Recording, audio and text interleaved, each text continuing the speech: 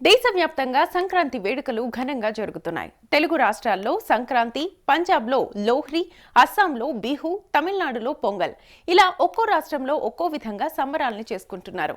పాడి పంటలు ఇంటికి చేరుకున్నాక జరుపుకునే సంక్రాంతి సందడితో పల్లెలు ఆధ్యాత్మిక శోభను సంతరించుకున్నాయి. పేర్లు వేరైనా పండగ ఒక్కటే. భారతీయ సంస్కృతి ఉట్టిపడేలా సాగుతున్న సంక్రాంతి వేడుకల విశేషాలను తెలుసుకుందాం.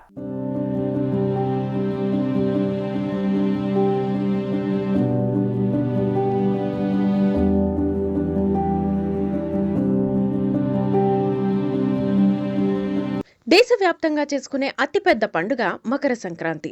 సూర్యుడు తన గమనాన్ని ఒక్కొక్క రాశి నుంచి మార్చుకుంటూ సుమారుగా డిసెంబర్ 16న ధనురాశిలోకి ప్రవేశిస్తాడు. సూర్యకిరణాలు దక్షిణార్ధ గోళంపై ప్రసరిస్తాయి.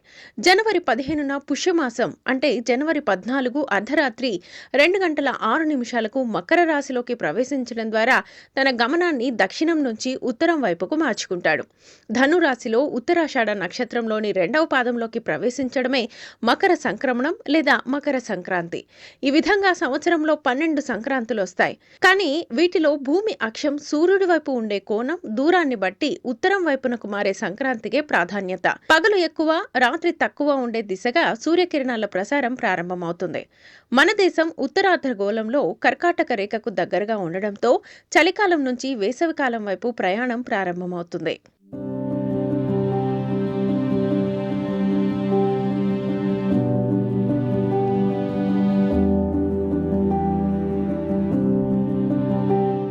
తెలుగు ప్రజలు సంక్రాంతిని 3 రోజుల పాటు ఎంతో ఆనందంగా చేసుకుంటారు. మొదటి రోజు భోగి, రెండవ రోజు మకర సంక్రాంతి, మూడవ రోజు కనుమ. కొన్ని ప్రాంతాల్లో 4వ రోజు ముక్కనుమగా జరుపుకుంటారు. ఈ 3 రోజుల్లో మొదటి రోజు భోగి మంటలతో ప్రారంభిస్తారు. రెండవ రోజు పొంగలి, పిండి వంటలతో పితృదేవతల, దేవుళ్ల పూజలతో నిర్వహిస్తారు. మూడవ రోజు గో పూజలతో పాటు మాంసప్రియులు మంచి కూరలతో 3 రోజుల పండుగ బంధుమిత్రులతో ఆనందోత్సాహాల మధ్య జరుపుకోవడం ఆనవాయితీగా వస్తోంది. నువ్వులతో బెల్లం స్వీట్లు, గాలిపటాలు ఎగురవేయడం, పశువులకు పూజలు చేయడం వంటివి సర్వసాధారణం.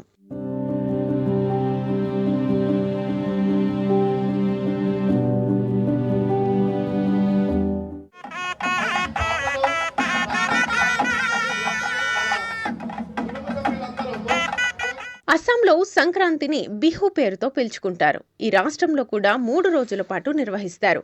బిహు అనే పదాన్ని బిహు నృత్యాన్ని సూచించేందుకు కూడా ఉపయోగిస్తారు. బిహు జానపద పాటలను బిహు గీత్ అని కూడా పిలుస్తారు. ప్రతి సంవత్సరం జరిగే 2 బిహు పండుగలు అస్సామీ ప్రజలకు ప్రత్యేకమైనవి. భోగాలి బిహు అనేది పంటల పండుగ. అస్సామీలు రొంగాలి బిహును విందులు, సంగీతంతో పాటు నృత్యాలతో జరుపుకుంటారు.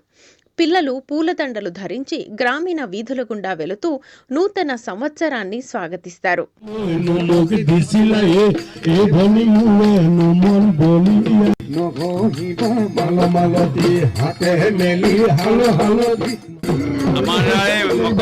भोगाली बिहू और मकर संक्रांति के लिए सारा असम में जो व्यवस्थापना किया जाए, आज टेपोर गांव जुटी नगर में भी ये महसूस मिल गया। आज मेजी जलाया।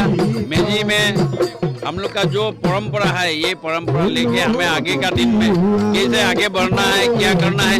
और पकवान हमारा यहाँ बहुत पकवान बना रहा है। आप देख रहे हैं यहाँ हर चीज को पकवान हमारा घर में बनाने वाला। పంజాబ్లో లోహ్రీ పేరుతో వేడుకలు జరుపుకుంటారు.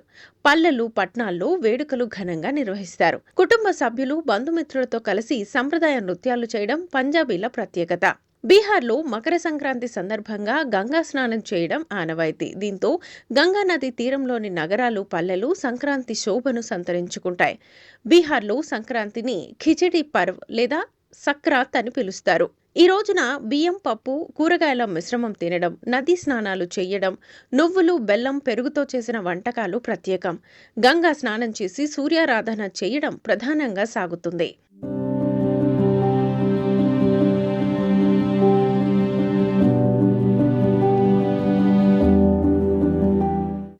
తమిళనాడులో సంక్రాంతిని పొంగల్ అని పిలుస్తారు. 4 రోజుల పాటు జరిగే పంటల పండుగ. ఇందులో సూర్య భగవానుడికి ప్రకృతికి పూజలు చేస్తారు. ఈ పండుగలో కొత్త బియ్యం, పాలు, బెల్లంతో పొంగల్ వంటకం చేసి అది పొంగి పొర్లిన తర్వాత సూర్యుడికి సమర్పించి కుటుంబ సభ్యులు, స్నేహితులతో కలిసి పంచుకుంటారు. ఇది తై నెల ప్రారంభాన్ని సూచిస్తుంది. ఇందులో భోగి, తై పొంగల్, మాట్టు పొంగల్, కనుమ పొంగల్ వంటి ముఖ్యమైన రోజులు ఉంటాయి.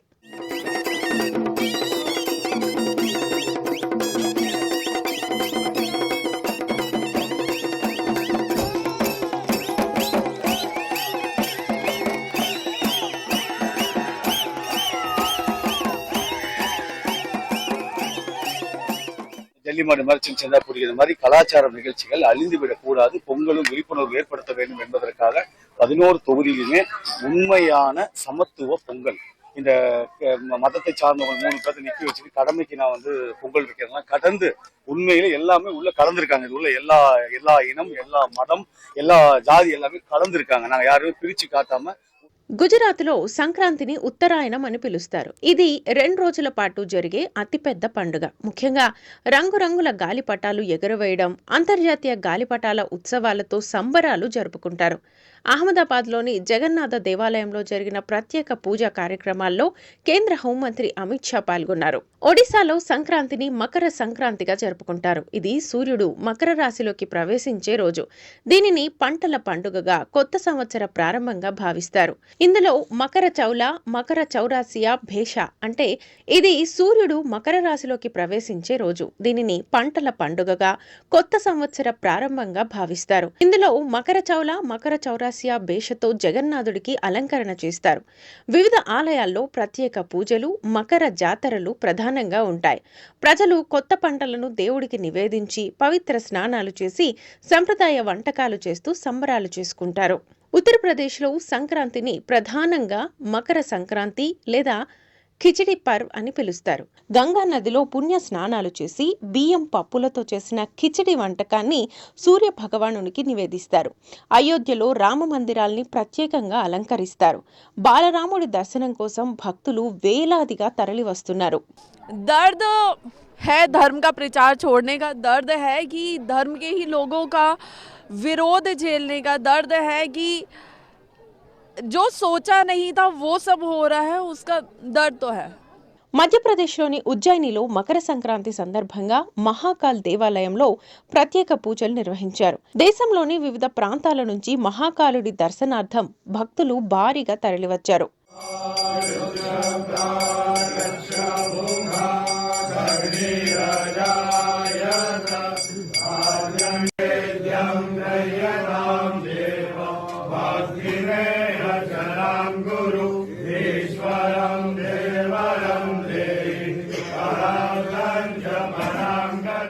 మరోవైపు దేశ సరిహద్దుల్లో జవాన్లు సంక్రాంతి సంబరాలు వేడుకగా జరుపుకుంటున్నారు.